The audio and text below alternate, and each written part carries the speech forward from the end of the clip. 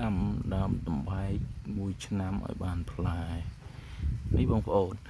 ផ្លែដែរឆ្នាំទី1ល្អហួសនេះសិតផ្លែបងប្អូនរបៀបដាំតំបែកបានផ្លែសូមបងប្អូនជួយទស្សនា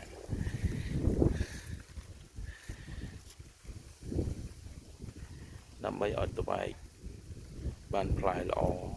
កុំឲ្យមានឡាយកុំឲ្យមានអីយើងត្រូវស្រោបថង់ឬក៏ដាស់នេះរបៀបដាំតំបែក